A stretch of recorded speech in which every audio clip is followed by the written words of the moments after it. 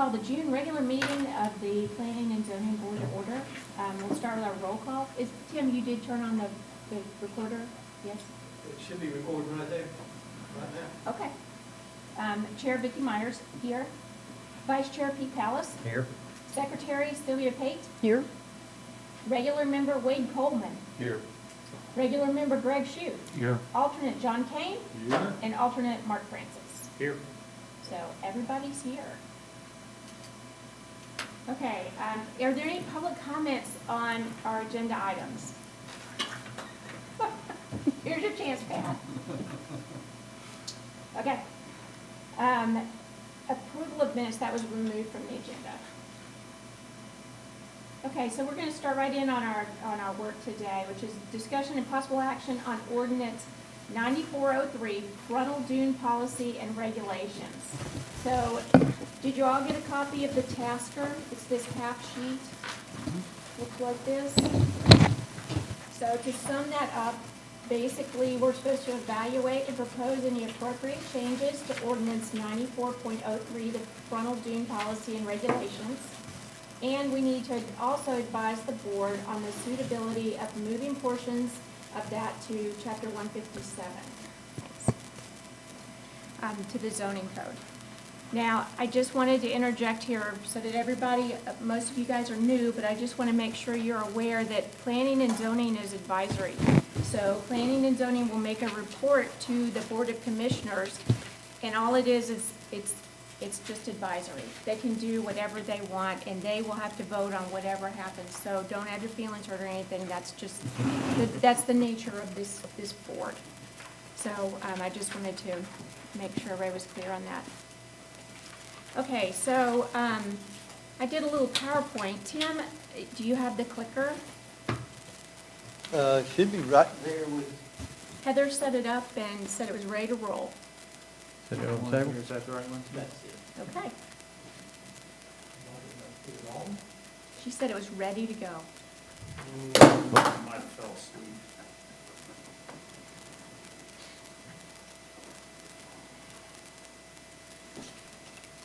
Ooh, he did something. Yeah, it's.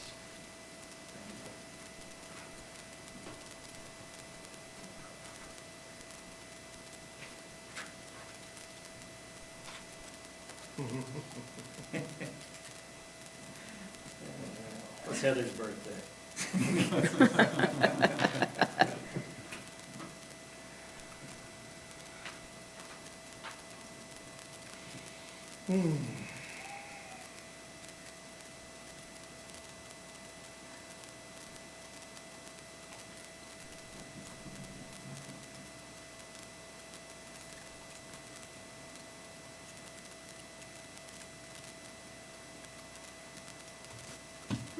Okay.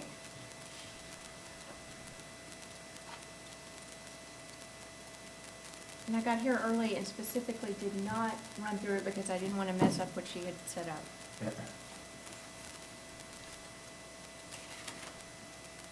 While he works on that, why don't I just read to you some of these slides, because you're not going to want to read them off of there anyway. The first slide I'd put together was from the ordinance, Holden Beach Ordinances 94.03B, that the goal was that the purpose of the frontal dune, it's desirable to maintain a continuous frontal dune along the ocean front of the island, extending from Lockwood Folly Inlet to Shallotte Inlet. A continuous frontal dune thus maintained provides a single ocean water surge flood control structure that serves to mitigate the effects of storms that could, by their very nature, cause damage to public and private property. So why did this come up today? In your packet, you got the picture. The way our island has built up, some of our processes that we were using are not working for everyone now. So you can see this one where there's a new home was built. The walkway terminates before you get to that first, it goes over the first dune next to the street, and then it terminates. And then to get to the strand, you're walking over several more dunes. And you can see there's walkways to the left and to the right. You can kind of see how far they go out. Got a a couple more pictures that are very similar. Looks like a swimming pool on the right side. Yeah, swimming pools are not, swimming pools are allowed. I mean, there's a limit, I believe it's 50 feet. From the dune? Swimming pools are allowed when the frontal dune and the Camma dune are not the same. Swimming pools are not allowed forward of the toe of the Camma dune, but they are allowed by exception forward of the town's frontal dune when it is not the same as the Camma dune. And we're gonna get to that, the difference between those two in just a second.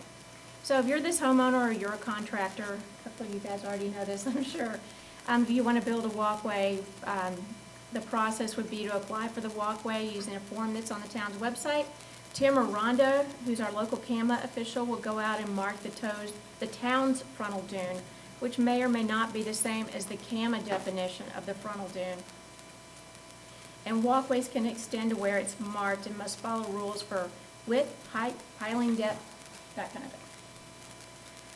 And the issue in a nutshell, why we're sitting here talking about this, is the town's definition of a frontal dune is not always the same as the North Carolina Division of Coastal Management's frontal dune.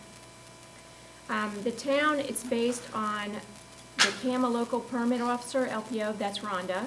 It's based on her decision. And it may be the dune immediately behind the house. Example, that's 1117 OBW that you have the picture of. North Carolina Department of Coastal Management, which is based on the CAMA laws, their definition reads, and I quote, "The first mound of sand located landward of ocean beaches that has stable and natural vegetation." That seems to be the definition that's used by most communities. So then we were kind of thinking about, so what are other islands doing? Ocean Isle, they have walkways that go all the way out to their strand. Oak Island, it depends on the section of the beach. I think you've done some work over there, so you're probably very familiar with that. Some areas require a shared walkway. They've built a new dune, and they're very protective of that dune. And they're careful not to allow anyone over it. Emerald Isle, basically the same as Ocean Isle. Hey, we're there. Let me see if we can get the clicker now. There's our quote from our ordinance, the picture. A couple more photos. There's the process you go through to get a walkway. That was the issue in a nutshell. Here's a picture of Ocean Isle taken from Google Maps. So you can see that their walkways go right out onto the sand. They have a long, straight stretch of dune right there on the beach. If you look closely, it's probably too far for you guys, but if you look closely, you can also see where some of the stairs have been replaced. I would assume those were lost in a recent storm and rebuilt.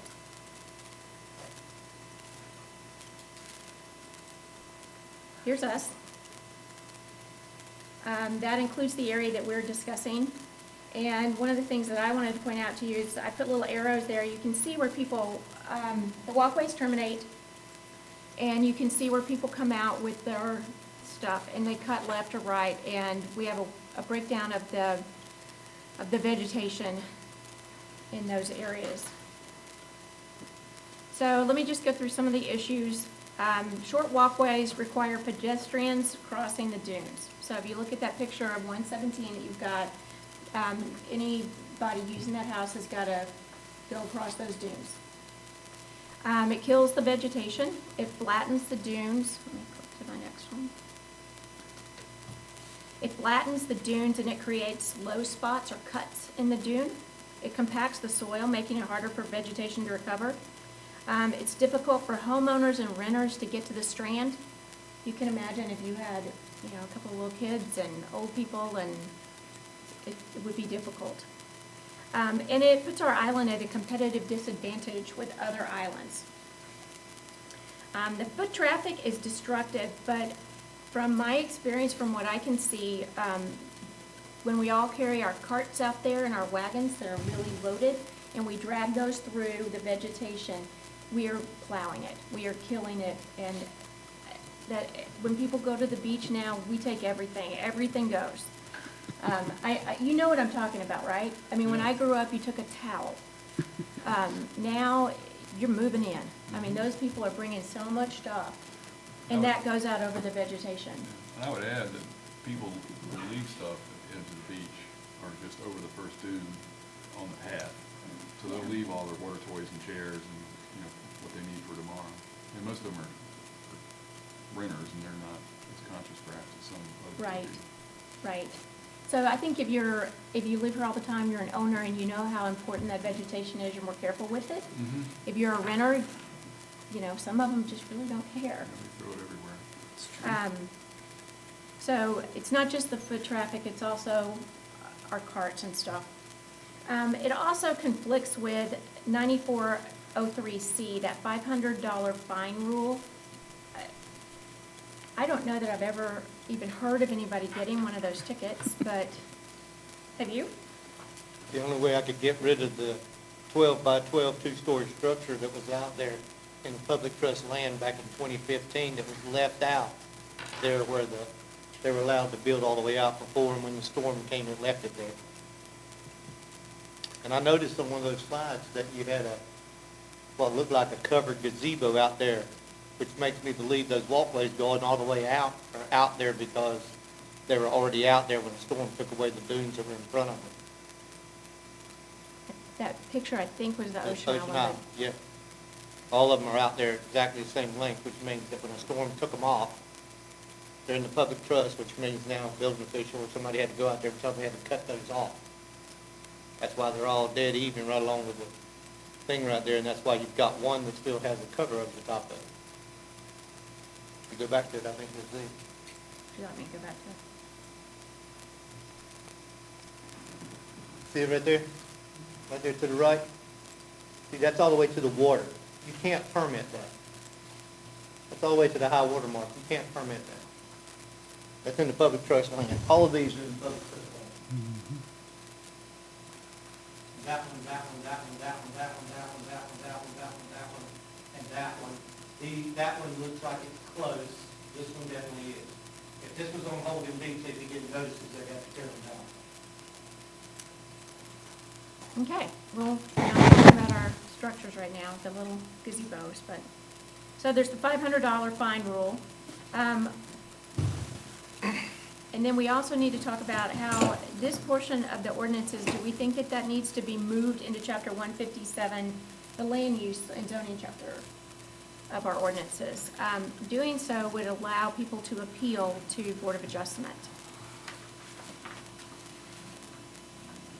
So Tim and I have discussed this at length. There are concerns about allowing longer walkways.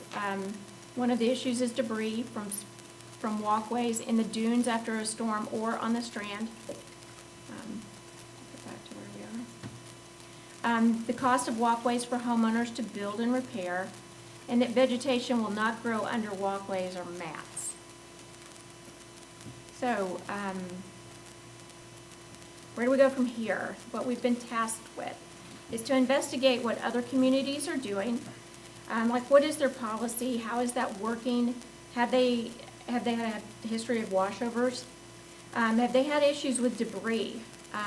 And I just wanted to interject here that lately FEMA has been reimbursing us for picking up the debris after storms for our named storms which have been declared federal disasters, residential declared by the county.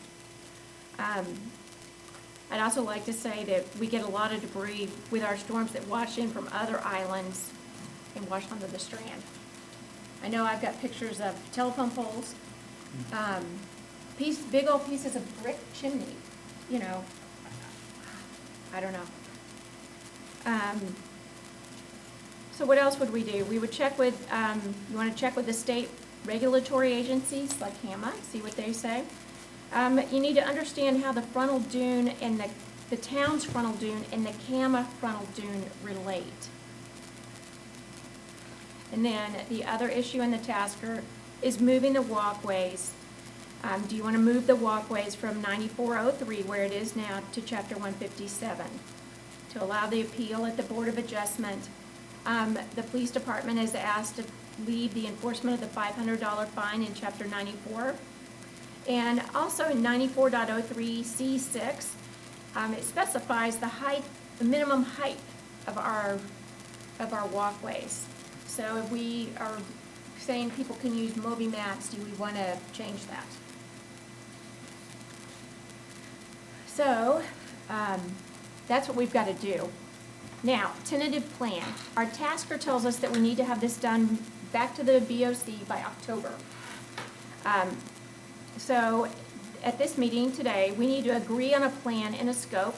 We need to assign tasks to members. If we want to, we need to ask the staff to bring back proposed ordinance changes for walkways and moving the walkways to Chapter 157. For example, if we wanted to make them exceptions like pools, we would want to do that and move it to 157 and put it under each zoning category. You know, R1, R2, C1, wherever you think you want it. That's what you said. That's what you thought too. You agreed. You're giving me the look, so. Then at the July meeting, you guys need to swear in the new members, which you're gonna probably need to do first because you're probably gonna need it for a quorum. Elect a chair, vice chair, and secretary. And then you need to have the members that we assigned work today, they need to report back. You need to review the draft ordinance changes if you ask the staff to bring one back and either approve it or amend it. You're gonna need to do a draft consistency statement. Somebody's gonna have to write the consistency statement. At the August meeting, you'd approve that consistency statement for, this would be the one from the planning board, because the BOC will also have to do one, but this is from the planning board. And draft your final report to send to the Board of Commissioners.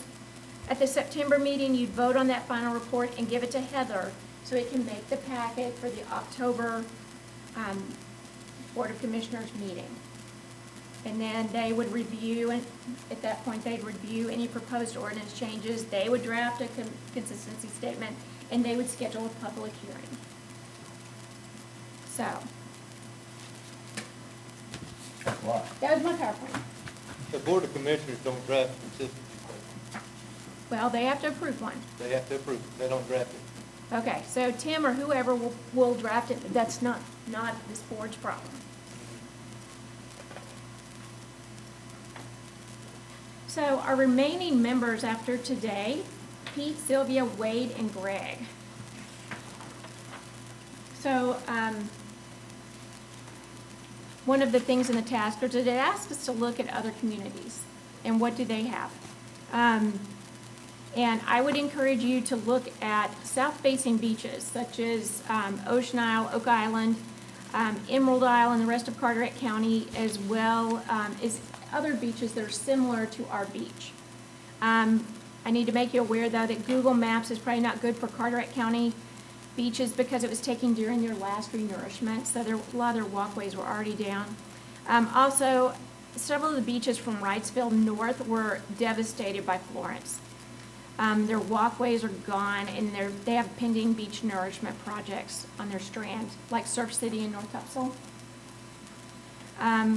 I was going to suggest that you all review the Dune book by David Nash and Spencer Rogers.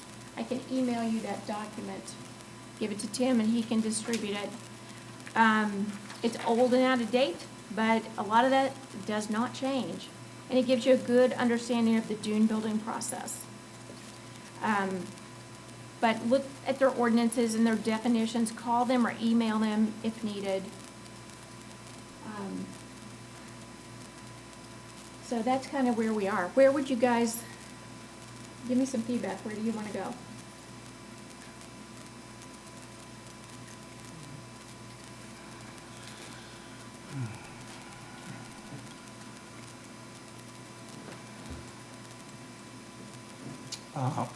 Well, it seems to me that the research has to be done first, right? Is that part of the June meeting? Are we sure that this is we've been tasked with this from the Board of Commissioners? Yes, we have. Okay. That's your tasker that's in the packet. Okay. I'm not, well, I'm not, I may be misquoting here, but I think we were supposed to bring some information back to them. I think the intent was that we bring a working document back to her, like she's got laid out. But I'm not sure that was said explicitly, but I think that was the intent.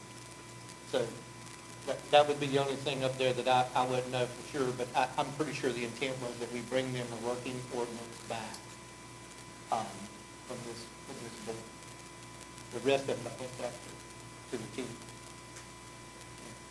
So you mentioned that north of Wrightsville, a lot of those beaches were white. I Anything mentioned to be- that just because of the, if you look on Google Maps, Right. you can see the devastation. Their dunes are really, Yeah, well, the reason I thought there might be some learning lesson out of that in speaking with those people up the Mhm. coast, what was their experiences relative to boardwalks over the dunes or Mhm. lack thereof, and if there's anything we can learn from what they experienced when the storms came through that we've had Yeah. over the last few years that kind of went that direction. So it would seem to me that that might be some useful information as you try to decide mhm. what's the best route to take for ourselves. Are there any beachside communities that are being hailed as,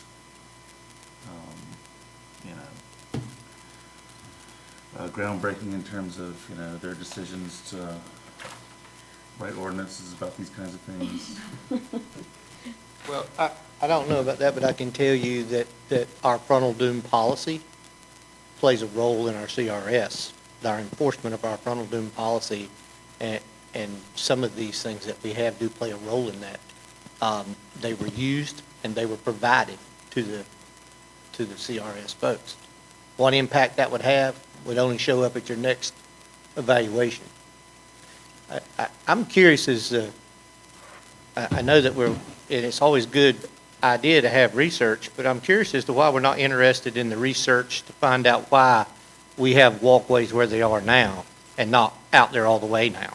Yeah, can we explore that? And I don't know the difference between the Kama dunes and the Holden Beach dunes. Yeah, The but, definition thing. Yeah. Can you explain that? well, the town's frontal dune definition, or frontal dune is defined by your employees, your code enforcement officials who have took floodplain management courses, who've taken the CAMA courses, and are adequately trained to determine what the most substantial dune out there is to protect the structure. Now, the definitions are similar in CAMA, almost they mirror each other. But the town has ordinances that can only apply to the definition as it is, and their ordinance cannot apply to CAMA. And that's why we have a town frontal dune and a CAMA frontal dune. If you want to go ahead and just take out the town frontal dune and not have one, then you're going to end up with structures beyond that, especially between probably, I would say, somewhere around the 900 block. You could end up with structures, if a future board changes a few rules, you could end up with structures out there almost on the ocean. I mean, it's just, there's a reason for the town's frontal dune, there's a reason for the designation. It's always been consistent. It's not hard to determine where it's at. And a lot of folks that are involved in the process will know that there is some determination there. The problem is that the frontal dune and having employees who are tasked with interpreting and enforcing that rule is that where it's located, the property owner or contractor or representative doesn't really have anywhere to appeal that process. I'm 100% moving the thing into 157 so that the homeowners and the public have an appeals process. It helps us. And the reason it helps us is it helps us better define what the frontal dune is and determine what the philosophies are in the town if they really want to have a resilient beach, or if they want to become more friendly to development towards the ocean, so to speak. But you could handle walkways and structure siding separately. In other words, you could keep the structures closer to the road and allow exceptions for Well, walkways. That's what I was talking about, until the next board comes along and decides they'd like to have their housing closer to the edge. I mean, it's. But I mean, it's- Tim, they could do that with anything, anytime, anyway. That's right, So, that's right. I agree. Totally agree. But we're tasked with, the ordinance is not asking us to see how if we can help people get as close to the water as we can. The ordinance is asking us to protect the dunes, protect the structures, and protect the town. It's not asking us to see how close. That's the pure intent of that dune ordinance. And that's what our job is. And the interpretation of that is also our job. And that's why it's consistent. Now, how consistent it remains from one person to the next, I don't know. But I know that me and Rhonda's been pretty consistent. okay. Does that lead us sort of to how we got where we are? It was sort of the No, philosophy was to protect the beach and the dunes and. well, I don't know. That ordinance was in place when I got here. I think the reason we've got where we were at was everyone remembered and no one really challenged it until I made the mistake and tried to help folks with an exception on the west end because there was a large mass of marsh grass and a big pool of swash down there. Yeah. And what was happening was that folks were having to go 600 yards through mud, not sand, through mud and marsh. And there was some degree as to the value of that was as far as camping. It'd be like letting them walk through the marsh, that way, through the wetland. So I proposed an exception, and we worked on it, and we brought it back. And because of that, I think that what happened was that there is a separation. We didn't think it'd be an issue because there was a separation between the frontal dune and the Camas primary dune, and that people would understand. But what happened is that from 2006 to when we did that, not all of the walkways have been brought into compliance. In other words, that when that ordinance was written, the only thing that it said had to be brought into compliance was anything wider than 4 feet was supposed to be done by 2006. But what happened was, what they found out was, they didn't have the authority to enforce that only if they went away. So if people were repairing them, they didn't have a problem. But if they went to replace it, then they could no longer have a section that was wider than 4 feet on the other side of the town's frontal dune. So when I came here, we got very consistent with that, and we started making people bring them back. But there was still some out there. And so from day one, it was, why can they have one and I can't? And there's still a whole bunch of them out there. But what happened was those folks on the west end started building their walkways, and they got down there where the 300-foot limitation was. And that 300 feet, there's 600 feet out there. They're still having to walk beyond those walkways. Because if we do what we do here, we're going to end up with walkways on the other side, those Cama dunes out there. And that's going to be stretching from the west end. I don't know how far it comes down, but it's quite a ways where there's a separation between the two. Well, we wouldn't have walkways on the Cama Dune.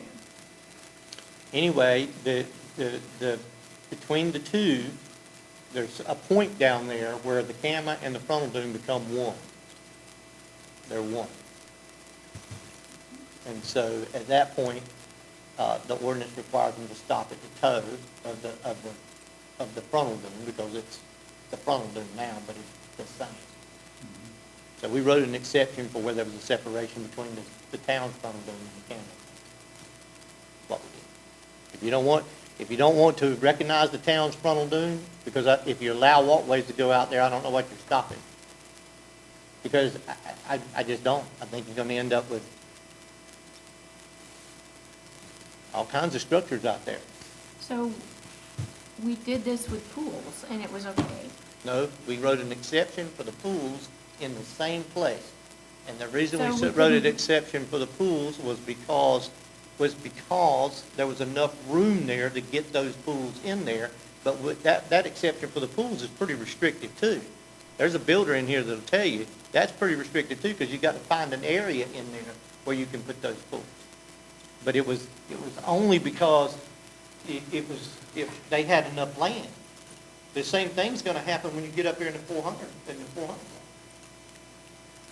I mean, are we gonna, if you designate, if you ignore the town's frontal dune behind certain homes up here in the 400 block and start accepting that Canada dune out there as the waypoint for building, I can promise you, the next storm you have, you're gonna have swimming pools and stuff all over the beach. That is not a good plan. That's a plan, it's not a good plan. Now, walkways may be different. Walkways may be different.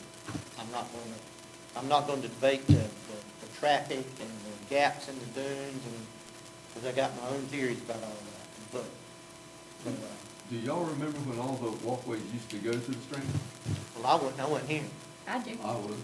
I was. But my point being, I guess my original point was this, is that we seem to be interested in what other towns are doing. Why are we not interested in the history of how we ended up with an ordinance that required those walkways to be back? Well, I'll tell you, I'm interested in it because when I look at this picture, I can see that, you want to talk about resiliency? This is not it. So,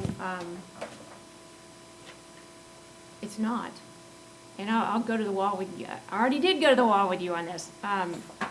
People walking through the dunes and cutting. say I'm not going to debate it. I mean, it's I know. obvious that it's cutting through the dunes. It's obvious it's cutting through the dunes.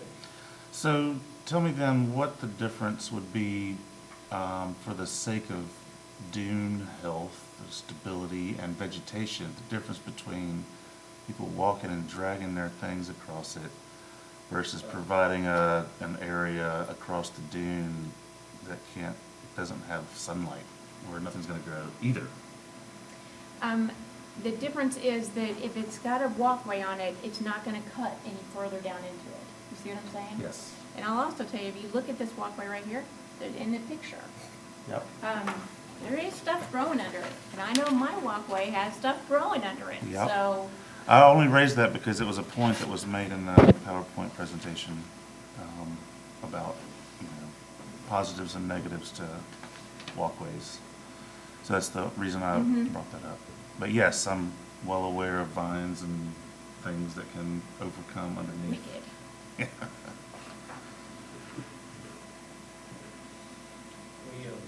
When we put the walkways on the east end, in order to keep the water from breaching under the walkways at the east end, we had to put barriers up underneath them to catch the sand, because they tunneled underneath them. That was actually brought up at the board meeting when we, or brought up, at the meeting when we approved and talked about the walkways. They tunnel under them. What I'm does not, that mean? Well, what happened was when the wind blew, when it blew, and those on the east end, we actually put a board under there so that the sand would build up against them, because what would happen is that they would actually not fill in underneath it, it would fill up right on top of it. And then when the storm comes, it would actually breach across the top of it right there. And that's where it was coming, it came right at the end of, this is one thing, pick up the thing, I can't remember what the name of the street is, but it's A and B down there.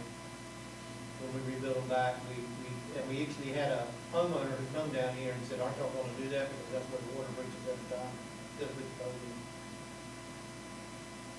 I'm just saying that everybody has their opinions. There's no doubt that walking across the strand, you know what I mean, does that.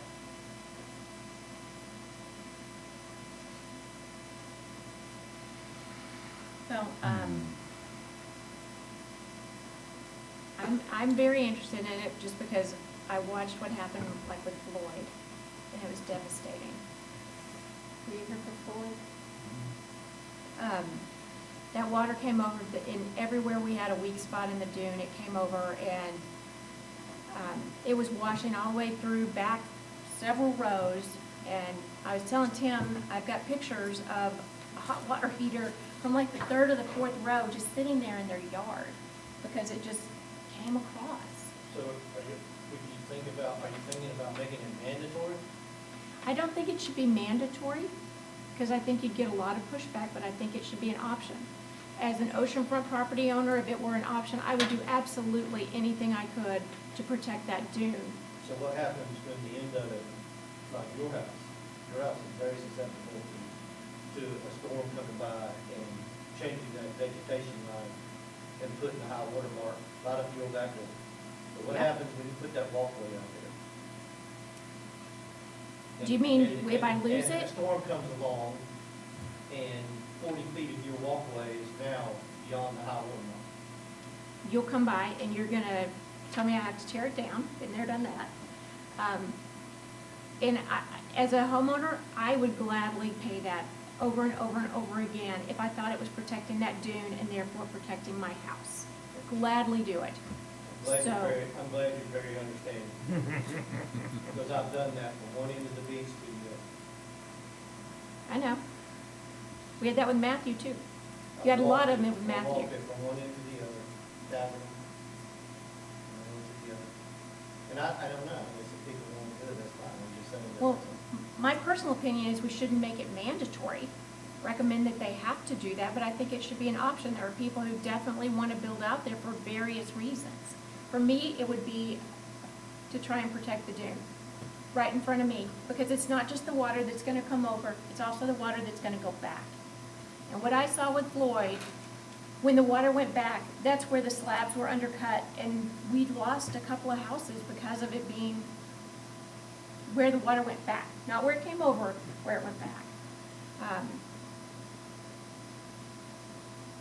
The power is just amazing. You can't even, you know what I'm talking about, you've seen it, it's just,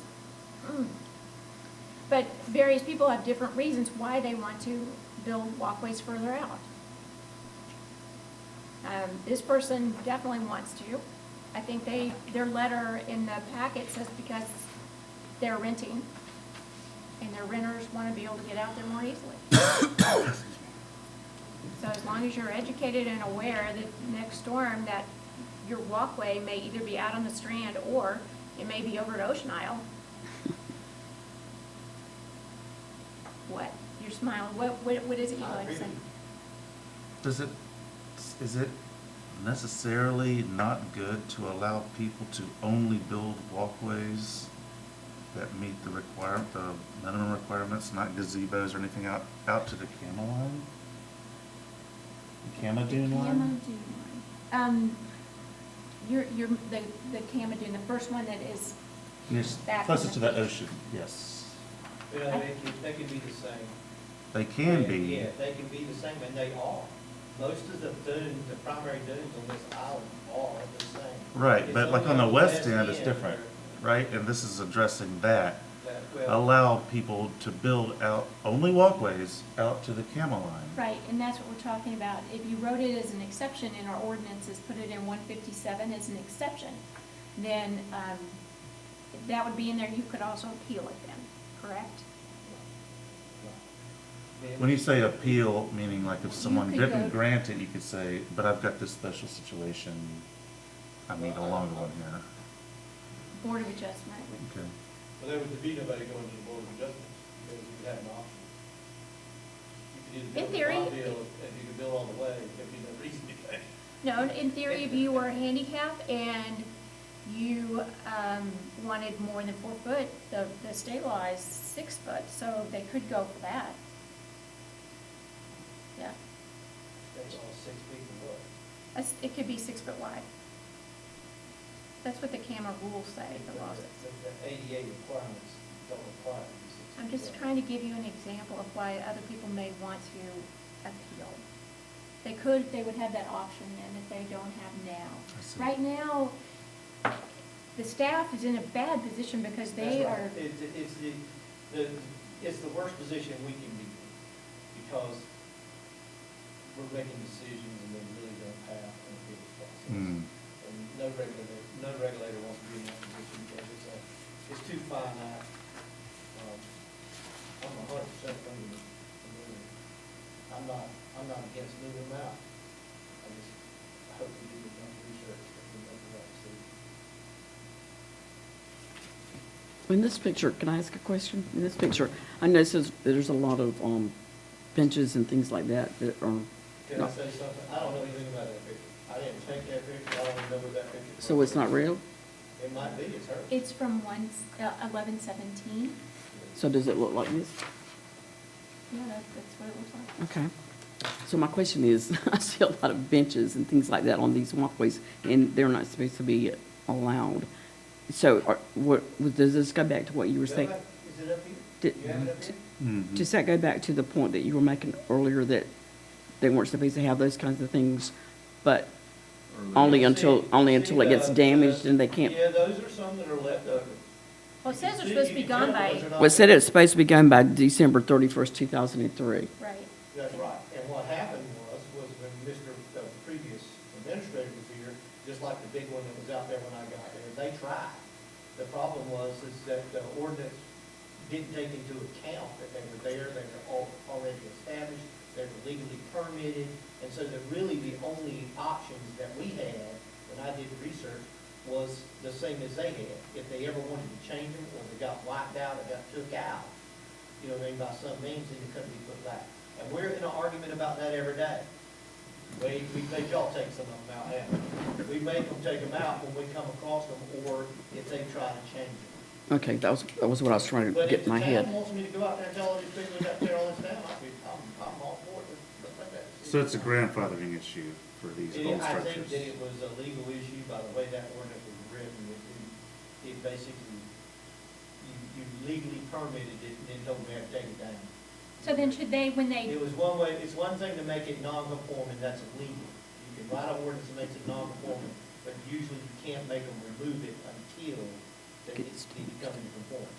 See, the way this would really work is that if you came here and just went on the left, and you wanted to extend it, and we allowed it, you wouldn't be able to get a permit because they're non-conforming. Gotcha. You can't add to a non-conformance. You'd have to remove those benches in order to be able to extend it. We run into that all the time. Okay, So I was that's just, how it works. And there's quite a few of them been gone, I don't know how many. There's no way I could ever go back and figure out how many of them that we've had correct them. Because a lot of, I mean, for instance, the broken window syndrome is gonna tell you, this dude right here, he's renting. You know how competitive that is probably. He's going on a walkway that looks like this, when I put it off. You see my point? So they actually correct them, you know, themselves. It usually goes in waves. You can go out there and see like 10 of them right in a row. Because, you know, people are competitive, even their neighbors. okay. I was So just then curious about that. whenever that, should that be cleaned up in the ordinance too? What do you mean? If the board comes back with a recommendation for changes to the ordinance, should they go ahead and take out that bit about the 2003? I think Just it 'cause should it's leave it in confusing. there, and not Okay. add anything wider than 4 feet, because CAMA's not gonna allow that. So I would think that I would leave it in there.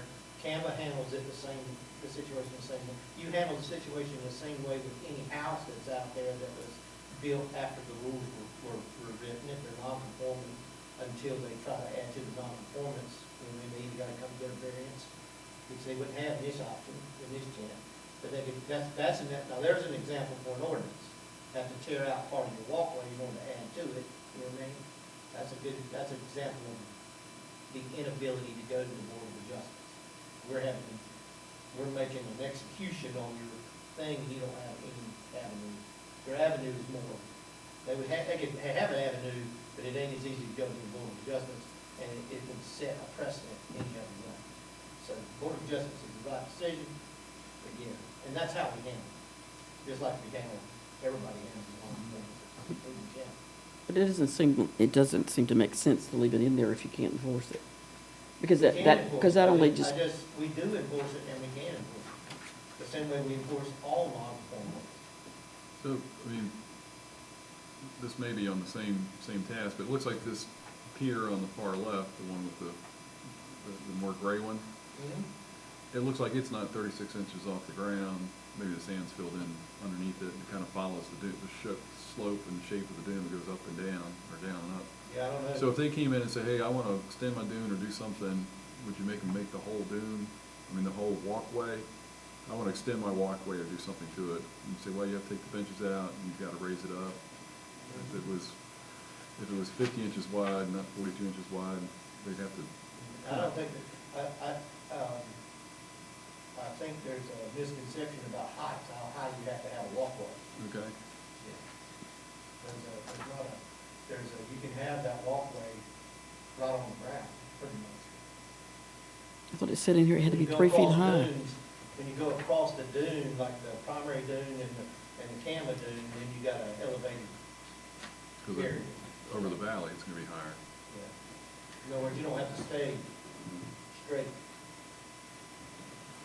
You can go up across and, that dune, you get across that dune, you got 18 inches.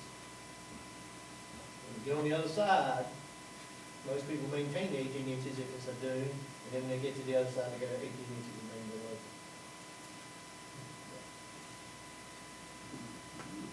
but that's something you guys should also think about is what about the mats, using the Moby mats? So, Are those better than walkways as far as protecting dunes? I mean, what is the, do we know? I have no opinion on whether that.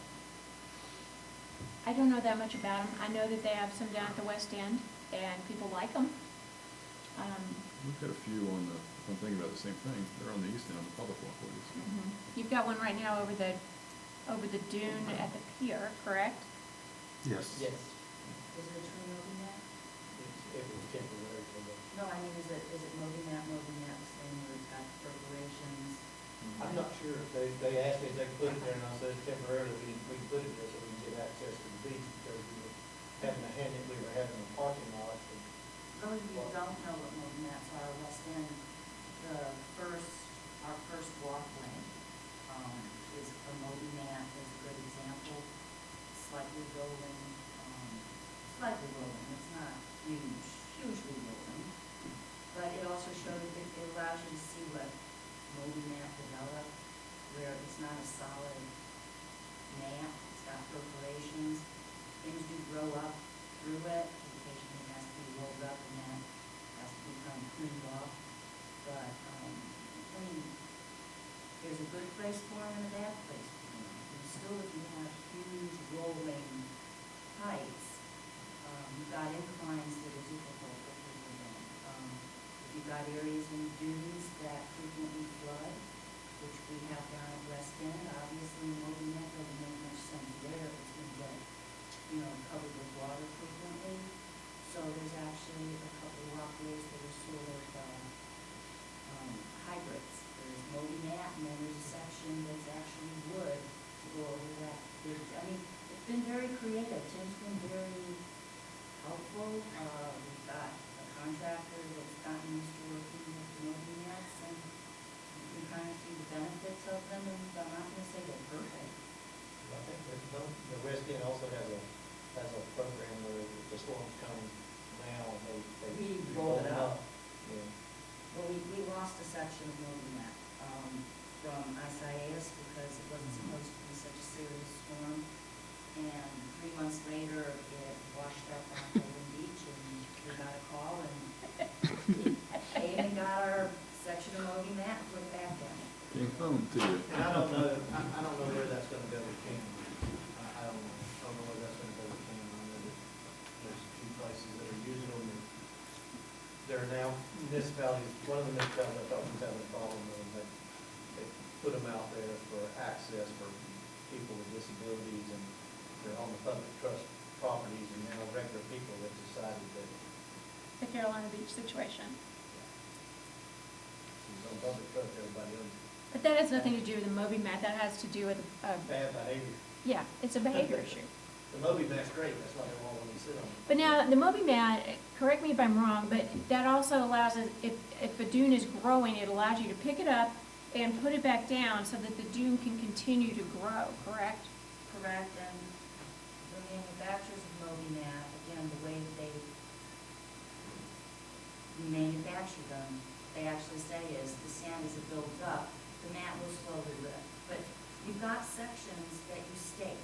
Yeah. Okay, so you have so many rolling feet, and you stake it down. And periodically you pick it up. In a worse situation, when you start to get a lot of stuff growing up under it and it gets nasty, you can take it up and you can Sure. clean that off again. And then you lay it back down. So yeah, again, it does, it elevates it. Moby mats, when they come up to that toe of that last dune, they end. Okay, we have some examples where, like every place else, the dune continues to grow. You are still gonna be faced with, you gotta get over that last dune to the beach. So it's not gonna solve the problem of people figure out how to get to the beach without climbing over a significant loose sand dune, they'll cut around. But if you think of it in terms of the middle, I call it the middle dune. We got the front dune. We've got another dune. We got the camel dune, and that middle dune can be pretty big. We're protecting the middle dune. I feel a whole lot better about another dune for the front dune, our frontal dune, that will take the impact of the waves. I felt even more comfortable when we had another dune that washed away between Matthew and Florence. We lost a dune. So the more that are there, the more comfortable I feel. Sure. Is there a significant cost differential between a wooden walkway and a Moby mat? Moby mat's cheaper, a whole lot cheaper for us. Not only in terms of building it, because, well, the price of wood, we all know that. Yeah. But, looking at it's supposed to last a lot longer than a wooden walkway. So if you have to replace a wooden walkway once, it's already costing more to build a walkway than it costs to buy the Moby mat. One thing you said that made me think twice was when the vegetation starts growing up through it, you pull the Moby mat up, remove the vegetation, Well, because you need to keep the walkway, right? okay? And But that's really, I mean, that's detrimental to the dune, right? no, because again, next year I guarantee you, you're gonna have Okay. stuff growing up again. It doesn't, you just periodically, you get grasses and weeds and things growing up through the mat. You can't let it take over or you're Sure. not gonna have a walkway. Right? That is a maintenance thing. If you build a wooden walkway, obviously, whatever survives in low light stays under that walkway. Some stuff growing up between the cracks. Yeah, mine grows Which up. people frequently will Weed whack, then, yeah. either weed whack, or I hate to say it, but watch Spray it. somebody get out there with their pipes. Yep, that's spread. So, I mean, it doesn't go, the area doesn't go sterile, but you have to keep it clean, or the walkway is going to get over, and then you don't have the walkway. So, Yeah. you're always gonna have, whether you let people do it, which is a 4 to 6 foot path, that hopefully they all stick to it, or you build a wooden walkway and you put a Moby mat down. You are perturbing an area that is never gonna be natural again, until the day that it's all removed. It's not and you used, go right. back and there's no people in it. Yeah. But as Vicki said, one of the things about putting, I call it a solid surface, is that when you get the kayaks getting dragged out, when you get the wagons, when you get everything that people are using to roll, push, whatever, you're not digging deeper. I mean, that is an advantage. And this all has to be weighed against what are you really trying to achieve. Mhm. But, it's like, anything we do out there is unnatural.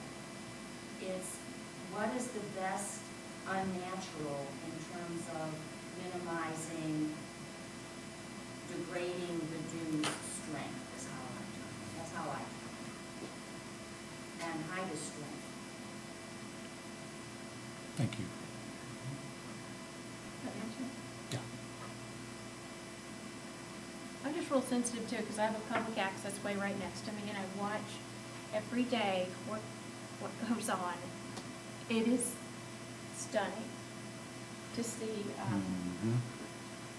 and where there's no mat, there's no nothing, and the people are walking out. Literally, it's a trench, and they plow it every day. The little carts with the narrow wheels, when they're loaded down and they get sand in the little bearings, they're plowing. They're not rolling. Mhm. Happens every day. That and the big coolers, and they're dragging it. So anything that is there is trashed. All this new vegetation that we've planted, it's a sad thing. And then the compound, if it's the house that you're renting, you're gonna leave your chairs and toys, or your. They don't by me because I go and tell them they can't. Or the but- two kids are throwing their football, Right. that goes over here, and they're scampering across the dune, getting their football. 'Cause Right. it got errantly thrown. Or they let their dog loose, and it's weaving through all this. Kites are big, people lose their kites all the time. So, Let's go back to the tax, I guess, maybe. right, let's, talk about what the options are here. On the schedule, you guys need to think about, I mean, if you feel like everything is good and you wanna leave things as it is, then, you know, you need to decide that. If you think that you want some changes, do you wanna direct this? Yeah? What? Are you on number 3?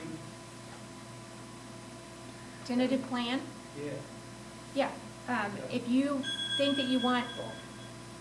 that there are some changes you'd like to make in these ordinances, then, probably the best process would be to ask the staff to go and make these changes that you're asking for, to write it up as an ordinance, and bring it back to the July meeting, so that you can read it and see how that sits with you, if there are other changes you wanna make or not. Not only to make changes to the existing ordinances, but whether you want to move it to chapter 157 or not. Well, I think it's probably a given that we probably need to do that. I mean, I would think we should definitely recommend that. So then do you want to make a motion to that effect, that you move that we move? Sylvia's moving that we, she's making a motion, that we move this topic into chapter 157. And is there a second? Second.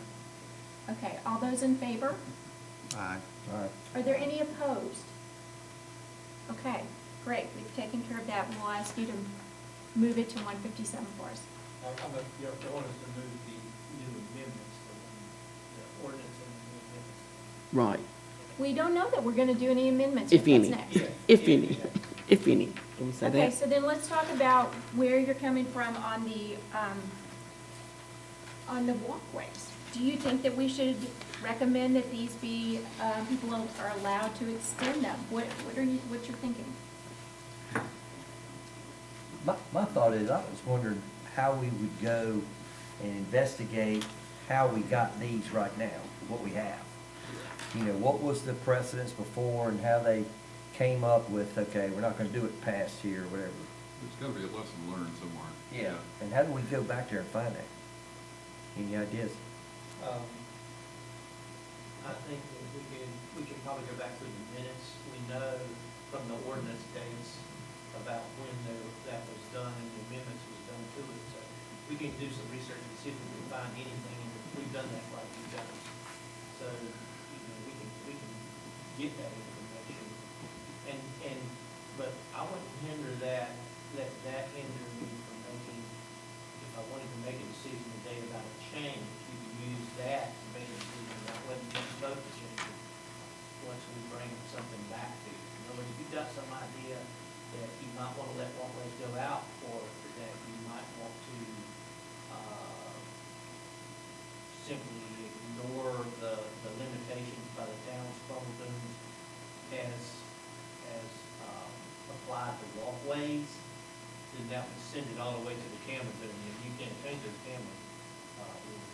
But you could do something like that, and then you don't have to vote to approve it. Once it's brought back, and you've got information that makes you think otherwise.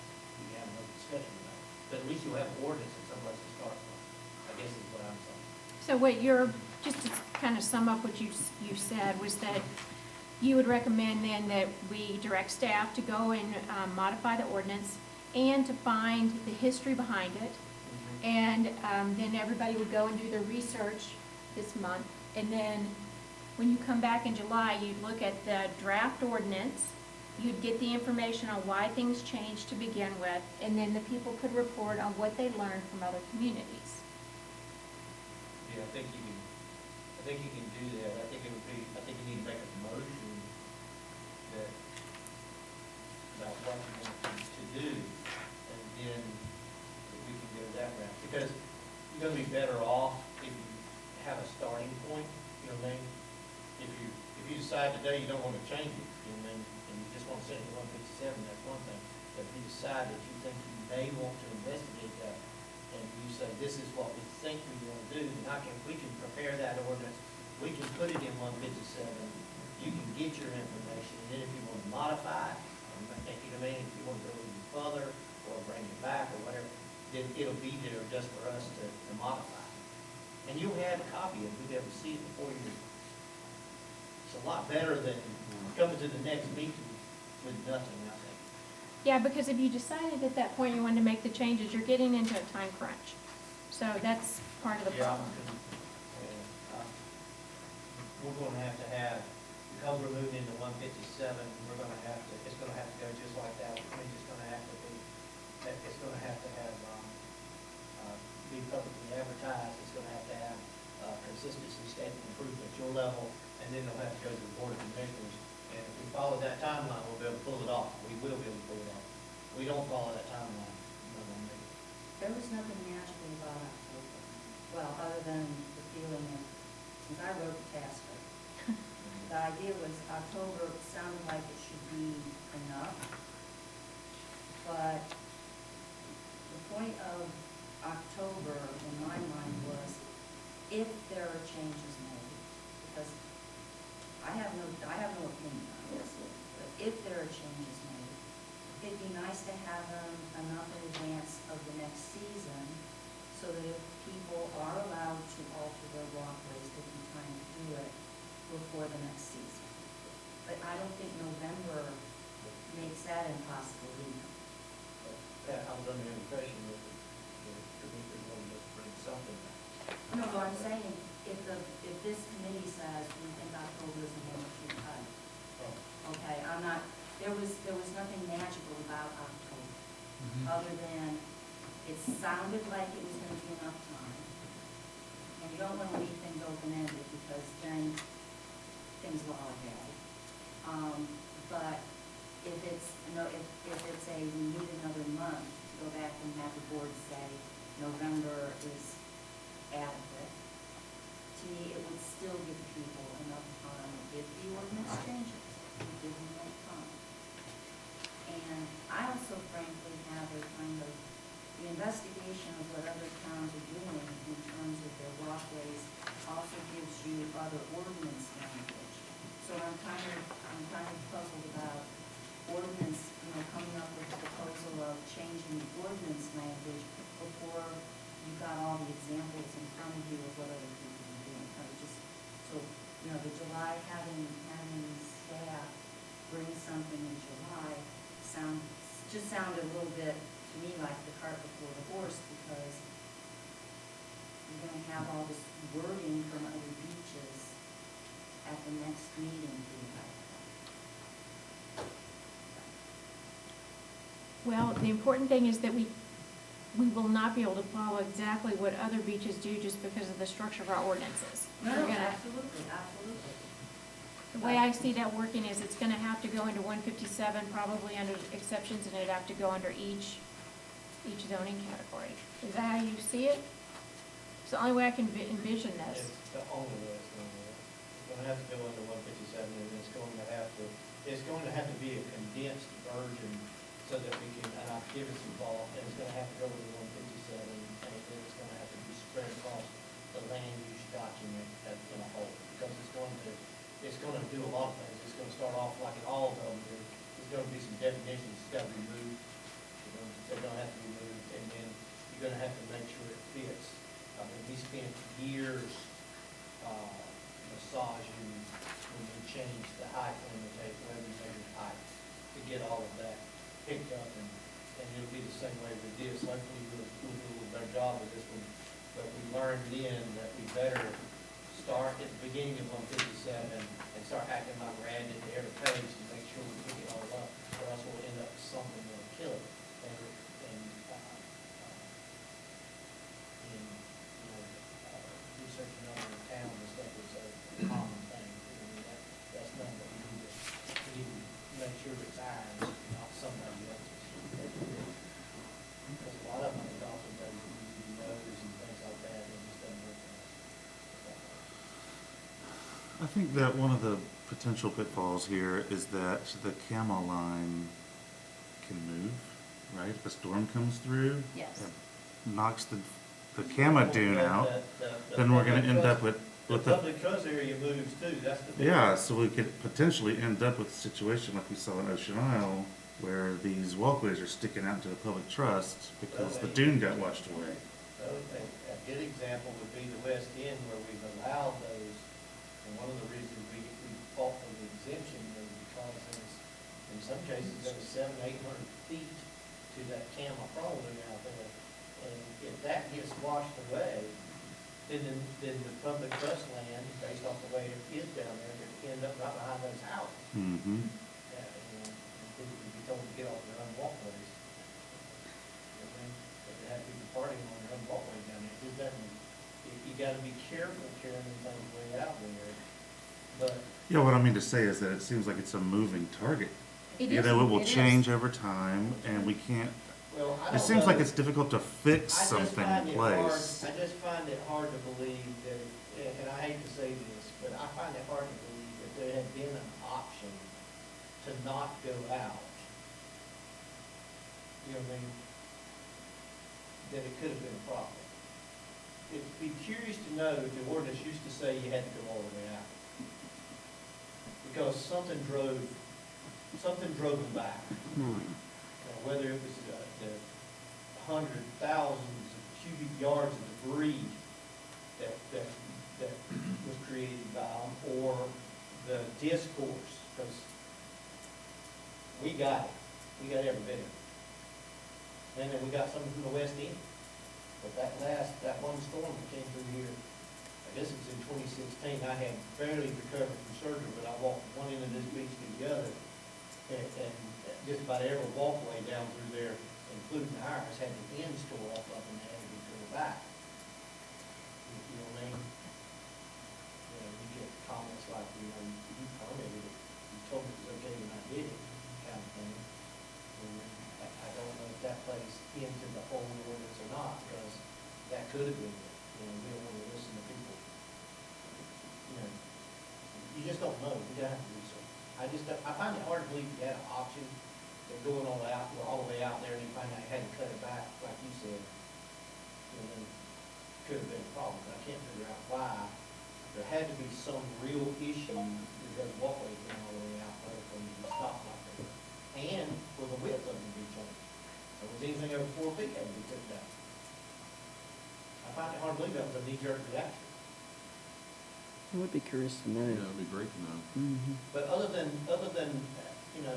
walking through the dune and dragging your cooler, we don't hear a whole lot of, we hear a whole lot of feedback from people who can't have a walkway go all the way out. Okay?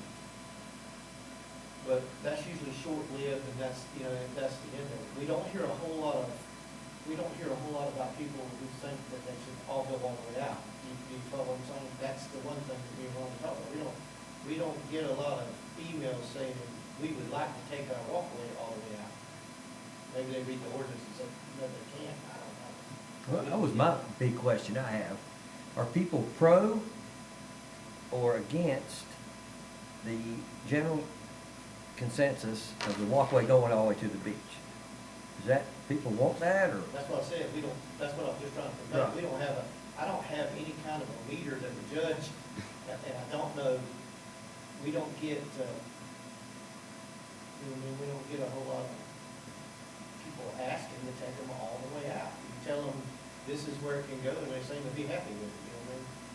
Then, every once in a while, you'll get somebody, like 11, 17, or the West End, which was one of the, because they were walking through mud and marsh down there, But it's usually where there's long distances, you know, you're only going 10 feet up here, 15 feet along here. And of course, you got a real issue down here around the 1,000 block, you're in the ocean or roadway area down there. You can't even have concrete under the house, down here, from about 119 OBE on.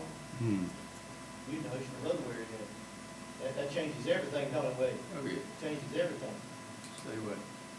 And it changes, and from the 400 block this way, you're close enough that it affects the structure. Anyways, If the camera dune, the front dune there, if you go across those walkways and start setting pilings in it, does that affect your rating? Town's rating? I can tell you that our ordinance was measured, our ordinances was measured because of how stringent they were when it came to that sort of thing. Now, what that measurement was, because it was combined, we used it, you know, with the tough CRS and, you know, all the other factors and language, but it was given, it was a document that was used, that 94. But But I think that was, what I thought you said was that was because of the structures, because the walkways are not insurable anyway. Right.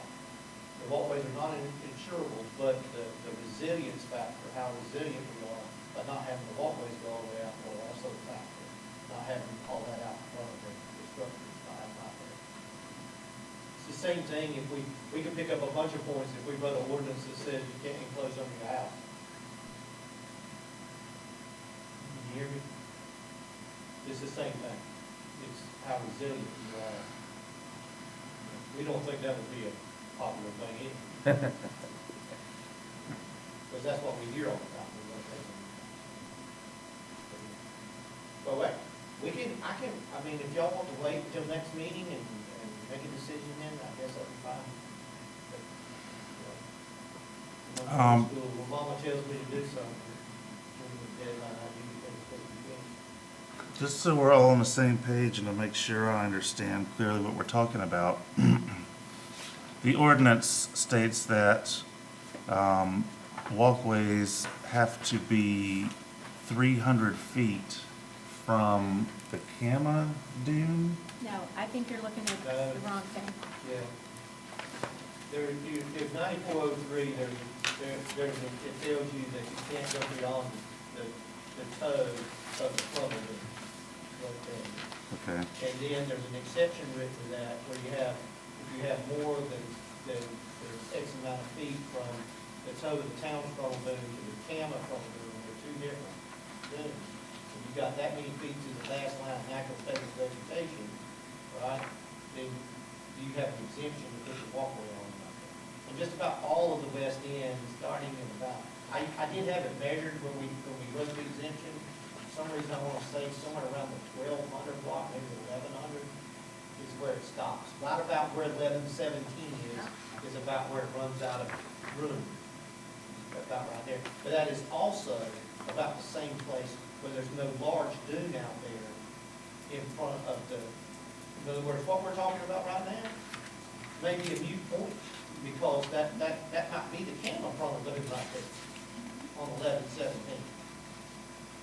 See, we've not marked it for the Cama funnel dune, we've only marked it for the Cama funnel dune.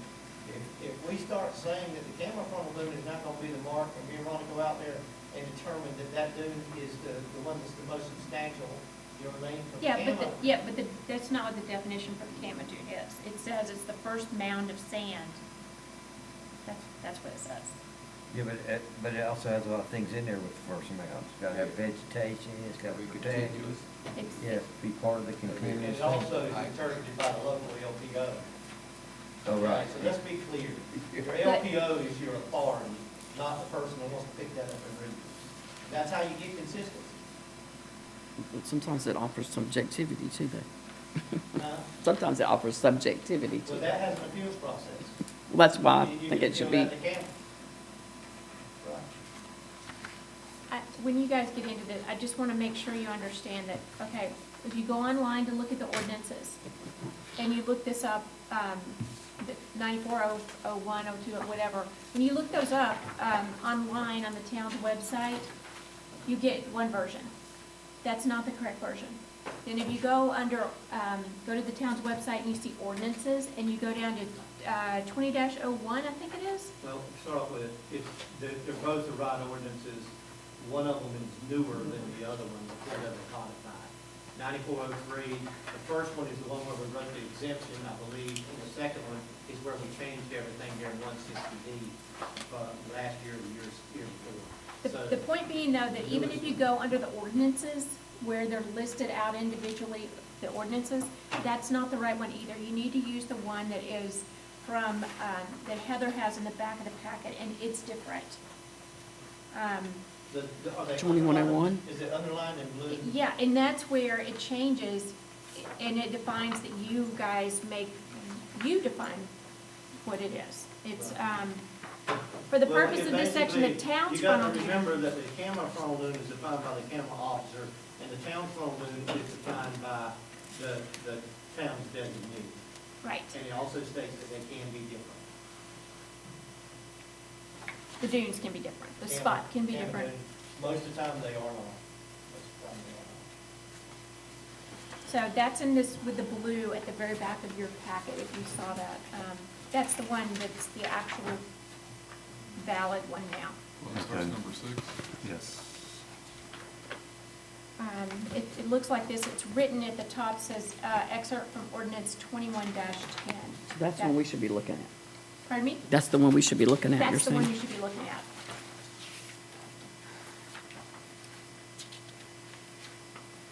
This has the last changes that were made for the 160D stuff, right?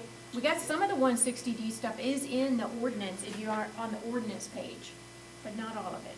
So I don't know how that happened, but. Did you look at these? So there's 3 versions that you have a choice of looking at, but just make sure you use the one from Heather. It's from When they- 2110. Yeah, when it becomes codified, in fact, it's been sent out. We should have a real version of the law, because we have to do a lot of sifting to get them to. But, because we've made a lot of changes to something, a lot of changes. And we keep up with them, we've got books with them all, but, hopefully, I hope we'll have new books for one. I would love to break it into sections, too. Okay. So one thing that we could also consider is changing 300 feet to 150. Right? Just take Or it some out. other number. Well, here's what I suggest. That's less. Greg, here's what I would suggest, don't do that. Okay. I would suggest determining whether you want them to go out or not go out. You know what I mean? Yeah. I would suggest the 150 because You mean 300? 300, we didn't do it, the 300 was not done for 300 feet. The real reason it was done was because that area was unique. The west end where those were allowed was unique in the fact that if you looked at it, there was a huge amount of myrtle bushes and other things even beyond where that swash was at down there. You go down there, you'll see what I'm talking about. But beyond that, it was like a jungle out there. It was so far, like in the parts of the 1200 block, it was so far out there to the dune. It was like a jungle. There was a section out there that had wax myrtles in it that, you know what I'm talking about? It was like the Congo out in there. And we were trying to protect that because that made the island more resilient, you know what I mean? For the very reasons that, at the sake of actually coming close to agreeing with Vicky, because they were destroying them. They were tearing them down.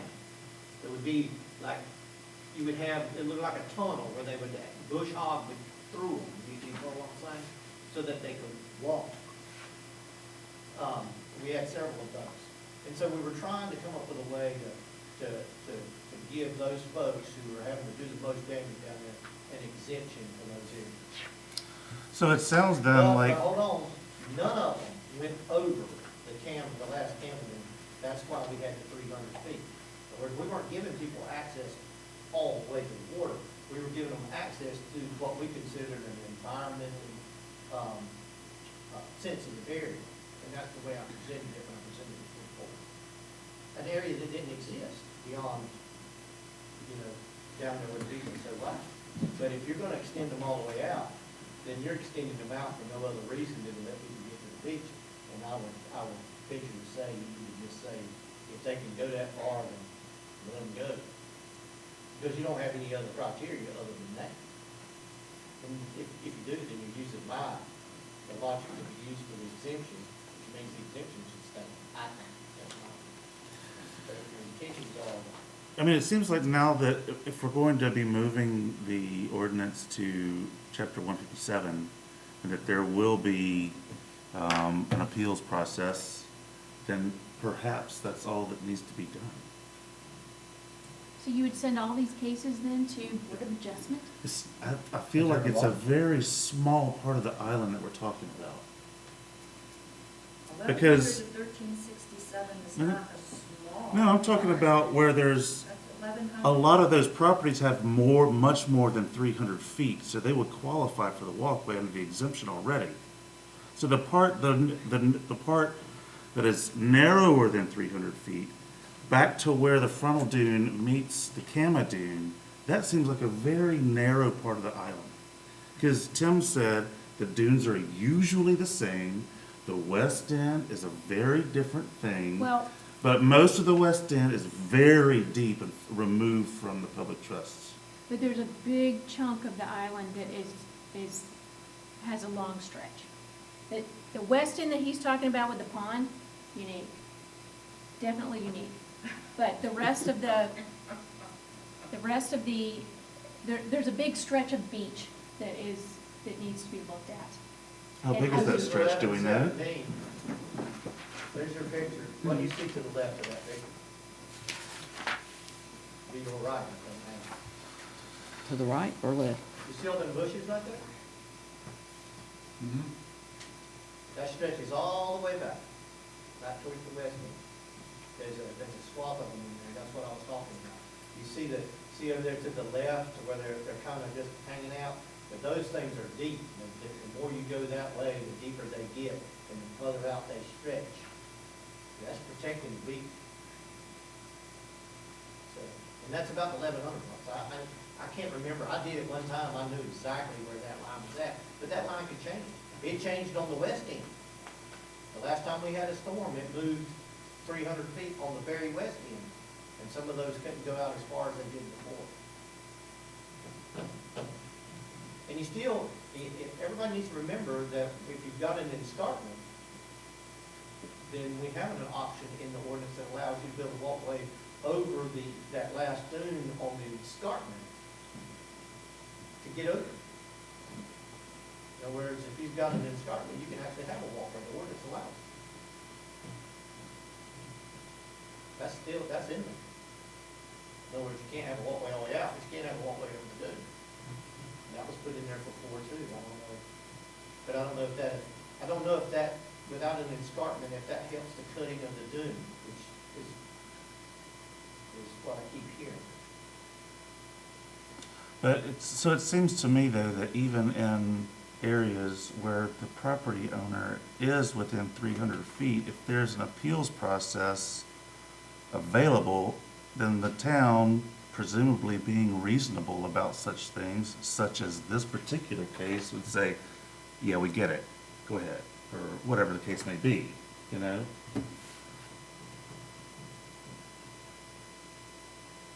I mean, I So don't know where the is- middle road is, the middle Is that ground, you know? are you making a motion? No, I'm not, I'm just trying to find out where other people are, Well, okay, I'll just tell you, I think you're nuts, but okay? Well, I kinda, I kinda like this. I see the logic. we'll make the motion then. No, Let's just, we're just talking about it, but I like what Greg's saying. I think that's, at some point, we shouldn't, reinvent the wheel, so to speak. right, and make all these ordinances when there's a process that's available that's not that bad, and I think, I agree with Greg, it can't be, it's not that big a deal, is it? I mean, it's Can't not you turning say- anyone away. How- People who don't like to have to go to Board of Adjustment. There are a lot of people who don't have to go, who just by nature don't know why, but don't like to go to Board of Adjustment. View it as an extra step, it's an extra expense, things like that. And it just is what it is. It's a bureaucracy people view as, it's a barrier to them. I personally just, I don't understand why, but they do. You need to be aware of that there are a lot of people who don't want to go to Board of Adjustment and don't know why. And, you've been to Board of Adjustment, right? Me? Yeah. No. I've never read. Okay, well, I have. And it's a different beast. It is like a court, most people bring their attorney.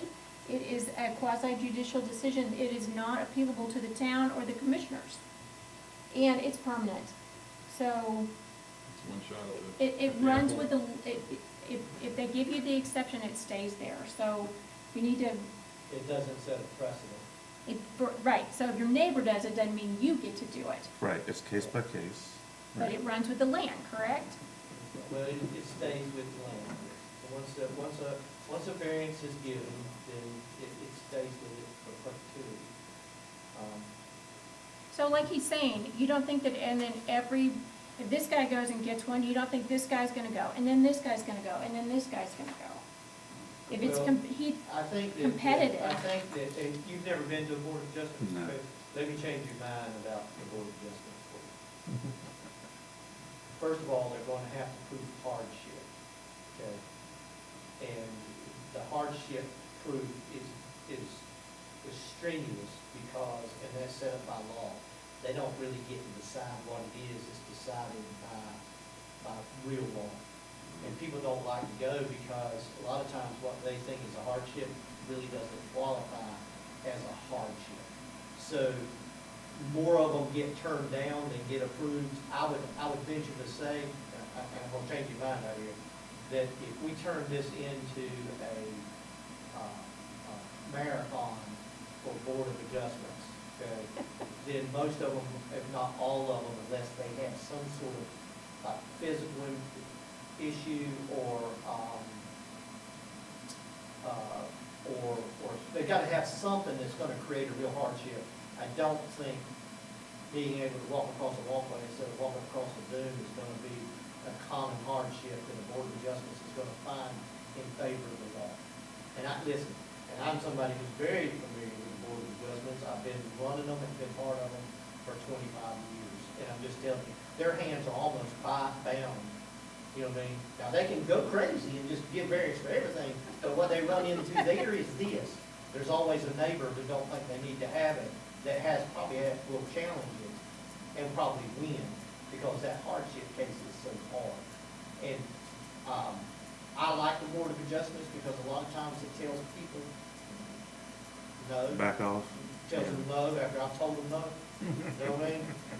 Wade can tell you, I can tell you just about every time you're gonna get it when you're not gonna get it, because I know what the law says. And I can tell you that if you turn this into a Board of Adjustment marathon, you're not really giving them a process. The process that they really need, you know what I mean, would be if they wanted, and what I say about this is that we put it in the land use, we're gonna put the setbacks on it. Unless they're in the easement, we're gonna put the setbacks on it. So if they want to get it closer over to the property line and encroach on their neighbors, they might go to the Board of Adjustment. You see what I'm talking about? Yep. That's the process we don't have now, we're just saying no. You know what I'm saying?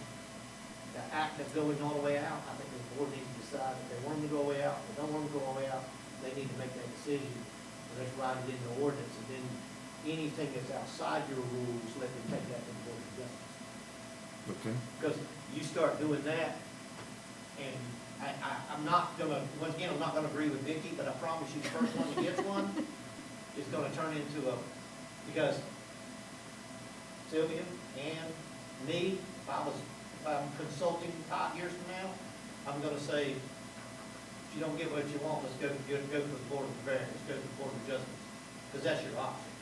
So I'm gonna be recommending that as a contractor, when you say you wanna go all the way out.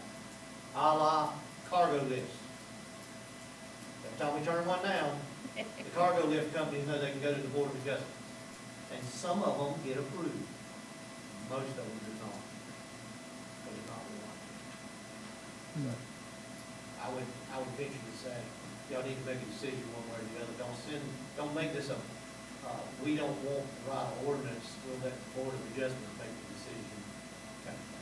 So there seems to be, But by putting it, Forces. hold on, by putting it in 157, you put it 157, then, and then you decide you don't want them to go all the way out, they do have the option. Now, you understand what I'm saying? If you say you want them to go all the way out, and you put it in 157, and they want to do something that you're not allowing, then they have the option. Does that make sense? In other words, you're not telling them they can't go all the way out if you decide not to do that. But if you do it like you just said, you know, man, we're going, you know, turn it into a board of adjustment thing. If we move to 157 without some option, it's gonna be a board of adjustment thing. So, yeah, so where's the middle ground between building walkways that go out to the Kama Dune, and the Kama Dune shifts when we got walkways in the public right of way or whatever? Well, those will have to come realm. down, right? They'll- when they they're would in? have Well, to come and down. now, hold on, I'm gonna kill my own argument there, to give you something to think about. I'm telling you. Well, I'm giving you all the information. If they're back here at the town's frontal dune and the storm's bad enough, they gotta tear them down. The Camel line can move to the waterway. I mean, my point being is that only thing we do is increase the probability of more of them being out there all the way. And you gotta give that some thought. And the homeowner is the one, and that's kind of what I was trying to allude to before, is the history that we had a rule that said you had to go way out. You know what I mean? Well, I can tell you, I remember when there was a discussion in planning and zoning, it was before I got on, so it had to have been before 13, that they wanted to make it mandatory. And there was pushback on making it, on people did not want to, oceanfront party owners didn't want to be No, required to do that. But It was prior to 2013 was when we started on the exception. I can't remember the guy's name that wanted it, but he got one. But it was not through the Board of Adjustments. He lost in the Board of Adjustments, by the way. He put the walkway across the water at the west end, right? And that's when I carried the ordinance for the exception because of the situation now. But he did carry it for the Board of Adjustment. I think it was two of them, both of them lost. Because they couldn't prove a hardship when they had to walk through shoulder deep water. Oh, my gosh. Does that help you? See what's going on now? They couldn't prove the hardship. So, I just wonder what the history is. I just wonder what was the history that brought these things back. And there was a history, and that's what did it. That's what did it. Town's frontal dune has a different definition than the Cameron does, and it's there for a reason. Yeah, I think it would be interesting to know what that came about, why that came about. I think we need to know that. Because I'm like you, there had to be a reason. But it's clear at the west end that if the town's frontal dune did not stand down there, what would have happened down there more than once? That dune down there behind those homes that we've been protecting since I've got here, I'm sure it looks like they've been being protected since forever. Well, the West End, when they plotted the West End, and when you read the covenants and all the bylaws and stuff, there's also you cannot subdivide a lot without the permission of the board. And if the board was not going to allow people to subdivide their lots, in other words, as they got deeper, hey, you can't go anywhere. So, everybody thinks subdividing is just doing it, from east to west. Okay, and it's very hard to get the board to let anybody do that. But there were, as I understand it, there were discussions at one point about it's getting really deep, but that would have taken the board allowing people to subdivide a lot from north to south instead of from east to west. And those discussions, it went a couple times, I understand they happened, over and over. But there's also a problem with subdividing lots no matter where they are. I don't know, but when you ask, that's another piece of history too, is understanding the covenants and bylaws of the West End. Because you create more lots than were originally approved. That becomes the issue too. that's a different chapter, subdivision. But, interestingly, a lot of the oceanfront lots are too deep. My lot is 2 lots deep. It used to be. Your lot, if the ocean dries up, goes all the way to England, probably. True. Yeah. All right, so what, I guess the consensus I thought is, England, it would be more like the Caribbean, on the south. But I don't think that anybody is arguing about the town's definition of the frontal dune being, So I guess y'all Highly understand, valuable. I guess Pat understands my anxiety.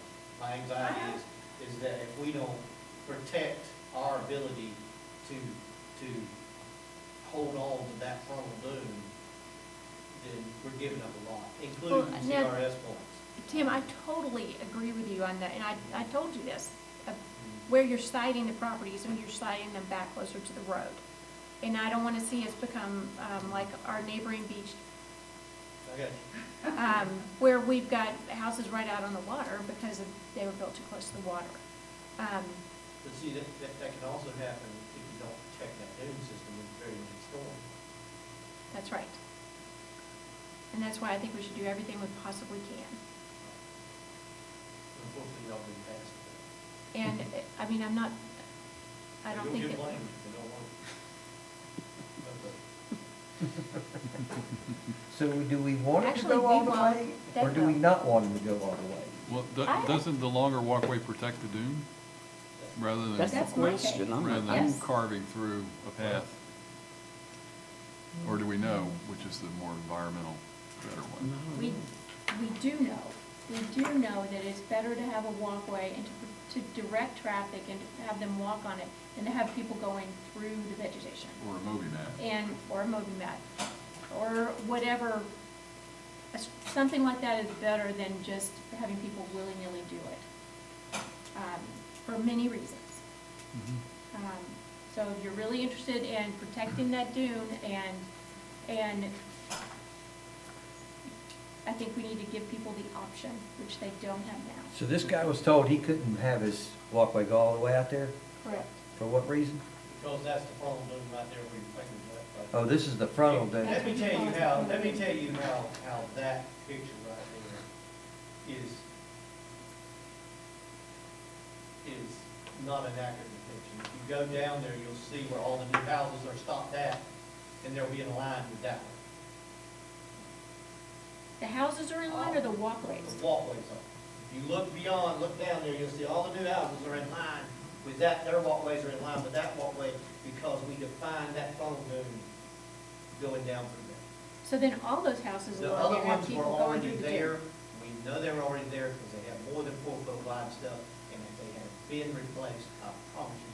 We make you give us a survey, don't we, Wade?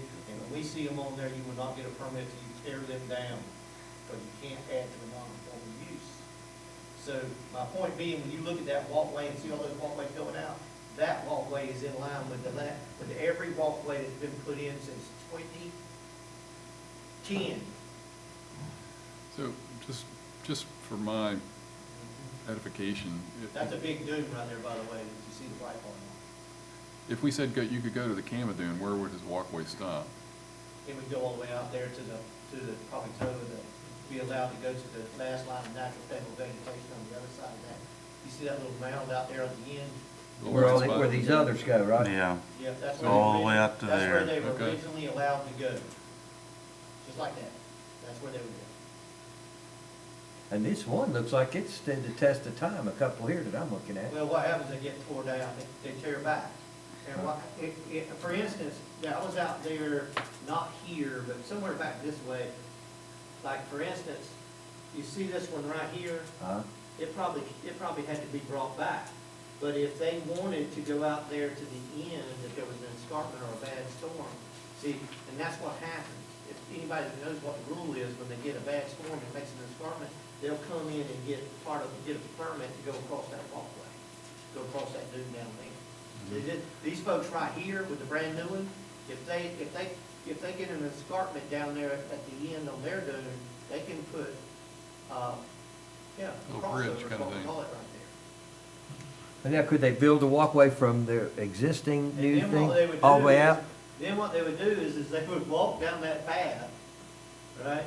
Climb back on the, After they fell down the steps with their wagon, and then they would walk down that path, and then they would go around their escarpment thing and create another one, because now you can't get your cooler and your Step back up on that. back up on that other piece. Mm. We had all kind of configurations when I got here. We had some down there that went over the beach, turned left, went back, turned right, and all of them are in violation of a half a dozen state rules. But we got rid of most of them. Somebody rebuilt one last year. Yeah, that's right. And we don't, if I don't come over here every weekend, I promise you there's a lot being done over here that I don't know about. I used to come over here on the weekend. So Didn't as, care. as the group, collectively, are we thinking then that it makes sense to allow people to build out to the toe of the Camadine? Who's the last line after that? So the other side It's of the our ordinance Camadine. that stops it at the toe of the dune. On the oceanward side, Yes, yes. okay. And the biggest risk with that is when a storm comes by and there's erosion, then these things are gonna be out in the public. We're out in the public trust, and if Right. you own it, Tim drives by, puts this big red X on your thing, and you've got to remove it Got it. and shorten it and, Back to where the Camelot gets moved to. That sounds awful simple.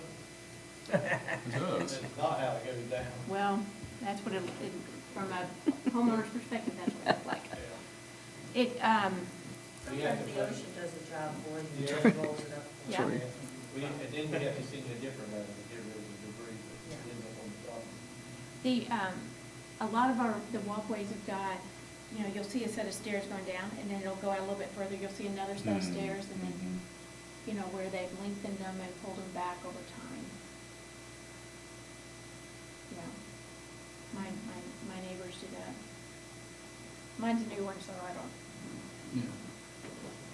Pat, just a curiosity question, the west end, some of the research, looks like two houses share one walkway.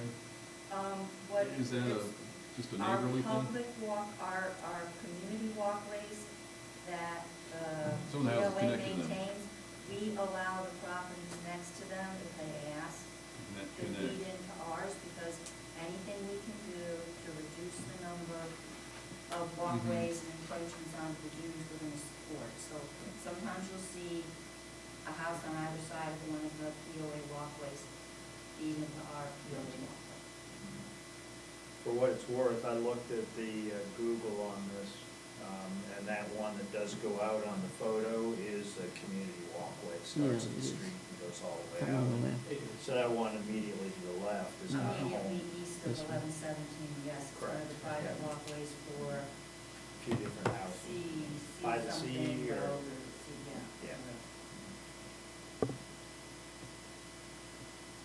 So, And that makes a lot of Okay. sense, being able to tie into that, and just, I So think that's that a public walkway?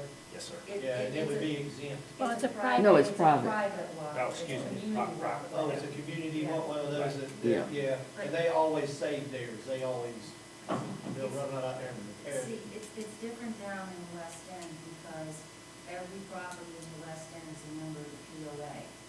So every member down there pays for the upkeep of those walkways. Whereas these houses in the 1100 block, they are not paying the POA that owns that walkway. So that would be a totally different situation, if it was, it'd be nice to tie into their walkway. That, they don't Yeah, you belong, can't. yeah. You don't belong to that's- that POA. Yeah, They don't you belong to can't, POA, right. we couldn't, I can't issue, I wouldn't be able to issue a permit, if you go across the property lines, you can't do that. Gotcha. You have to get an easement for you to issue that permit. Yeah, that makes sense. It's on a nice lot. Yeah. But, I mean, frankly, I always wonder why when houses are building next to a public walkway, why they don't save themselves lots of tens of thousands of dollars and simply use the public walkway right there. Some of them do a public walkway, but a lot of them, You may walk out of the house and walk across the public walkway. Mhm. So where would you guys like to go with this?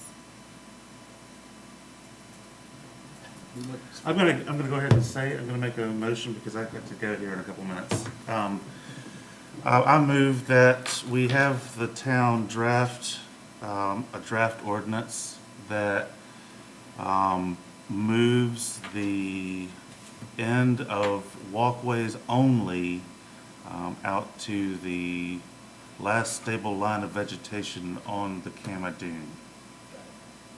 We're gonna go to the last line of natural vegetation, past the camel. At the code of Canada. Basically follow the state statute. I'm not. Yeah, I know what he wants. We'll write it. That's, It's It gonna just put needs it to be a out clear there. I'm just making a It's gonna put motion. these walkways, it's gonna put these walkways at the last line of natural stable vegetation, no matter where that camel is at. You follow me? But Right. that's what you're asking for. Anything less than that, and you end up with paths. Through the vegetation. So is there a second to Greg's motion? I'd second. Okay. Is there any more discussion? Okay, all those in favor? Aye. Aye. Any opposed? Okay, so that was unanimous. Okay, I got it. And are we still gonna get the history of how we got to where we are? We'll bring the Indian Yeah. vote, but we'll find out why. There may be some significant reason that makes you want to, Change your mind? but if you want to bring them back, you'll have an ordinance where you can just bring them back. So then, for Because the, it's gonna have to be in the land use anyway.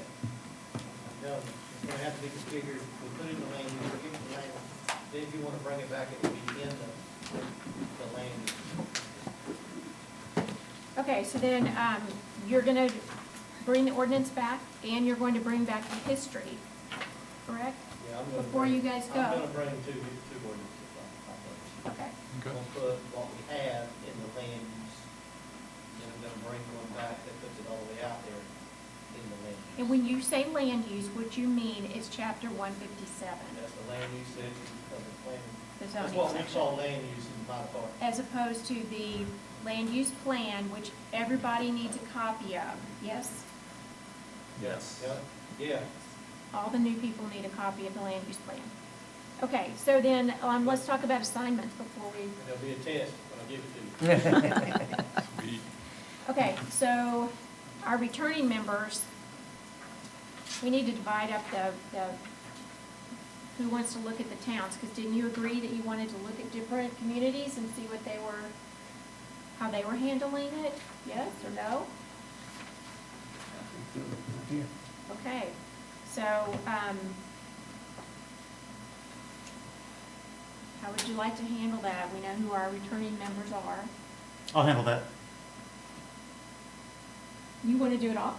No. I just want to look into other south-facing beach communities that have dealt with this issue Okay, and how so- they've been dealing with it with their codes and So then do you issues. want to divide that, like you'll take from, say, Wrightsville South and somebody else takes Wrightsville North? Wow. 1, 2, 3, 4, 5, 6 communities? Sunset has, a large, long beach. So somebody needs to look at Sunset. They have wide areas from where they build to the ocean. They need to look at Ocean Isle, because they have, Ocean Isle mirrors us almost in geographical. All right, how about this? I'll do Brunswick County. Okay. You doing one? Brunswick County. Okay. All right, I've got to go. Sorry, please excuse me. Greg, next month there's a meeting. Great. See you then. You won't see me? Yeah. Right here. Okay, Pete, what would you like? What beach? I'll take, Outer Banks. I think there's a lot going on up there with like large, land masses. Which one did you say? There's nothing that advances. Oh, Outer Banks, ooh. Sylvia? No. Did you say Emerald Isle would be a good one to look at? Well, it's south facing, and it's, Mm. Pine Mile, Pine Knolls, Indian Beach, Atlantic. Pine Knoll would be a good one. Pine Knoll. It's all. Pine Knoll they're, would be a they're all really good- Carteret County, which has a beach commission that, you know, Carteret County's done a lot of work. they have. You get a lot of information. Do you want Carteret County then? So I'm looking at Emerald Isle and Pine Knoll and what else? Indian Beach. And, Atlantic Atlantic Beach. Beach, okay. You got Pine Knoll Shores. Pine Knoll Shores, is this what it's called? Okay. Okay. Years since I've been there. It's been years since I've been there, I used to know that. Not familiar with that area either. See what I can do. Okay. Who's left? Wade, which one? What's left? Hopefully. I'll take Old Beach. Probably be an hour or something. Yeah, you wanna look at new, from Brunswick County north to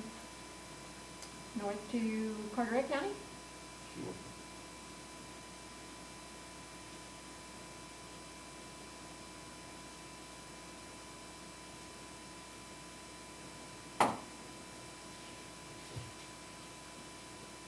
So you're gonna,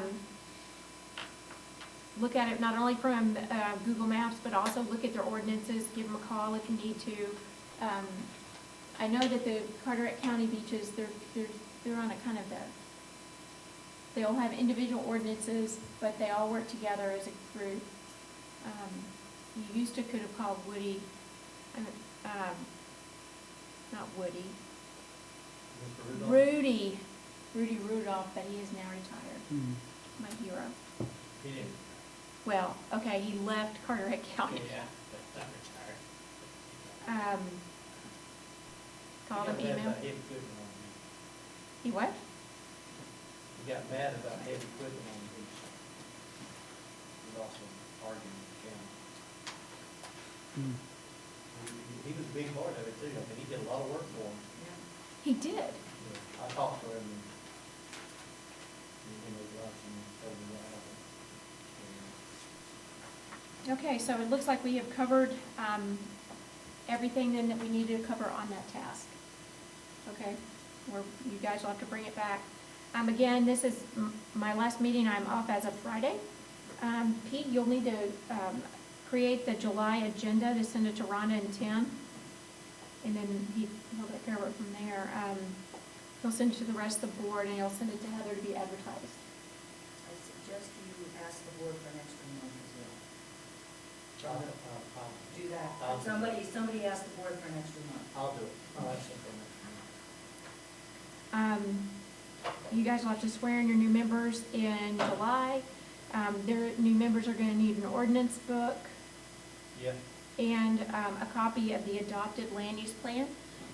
If you're new, please read that land use plan and know it, because you're gonna have to refer to it for the rest of the time you're here.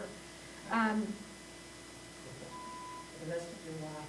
Well, yeah, and you have to really understand it because you have to write consistency statements. So somebody's gonna have to write those consistency statements, unless you're gonna write them. Well, I mean, I don't have a problem writing them if but they have to approve them. They have to- Correct. You have to, there's a particular way that you have to take those consistency statements up. And I'll try to keep it straight, but I don't mind writing consistency statements. The land use plan, I'm going to say what Vicki said. I cannot emphasize, everything that we do just about has to be referenced in the land use plan. And it becomes a very important document across everything. You heard me say the CRS, it's part of the CRS. It's part of what me and Rhonda does on a regular basis. We review stuff. And now, depending on what kind of decisions CAMA makes, CAMA is talking about holding us to our land use plans. So, like, if Holy we want to moly. get like a grant, like, if we want to get a grant, we've done some things that are not consistent with that land use plan. See, it used to be that it was just a suggestion. And you should follow the suggestion, but now they're saying different. They're saying that there's a possibility that when we send stuff to them like we often do, that they're gonna review it to see if it's consistent.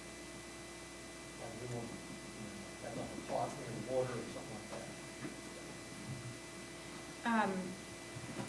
So anyway, you need to read it and be familiar with it. If you're, I highly recommend, watch Tim turn red with this, I highly recommend that you guys buy this book called Introduction to Zoning and Development Regulations by David Owens. The School of Government puts it out, and it's very helpful to understand planning and zoning in general. Tim hates it, but I know Mr. Holden, I went to know. school under him. You can also sign up for emails from the school government for zoning and development. I think that's very helpful. And then your next meeting is July 26th. Does anybody else have any comments? Thank you for your service. Yeah, really. Your time. How, we're gonna have some new members, but I'll say this now in case I forget, maybe this one wrong. If any of y'all want some training, I've got money in my budget to do some training for the planning board.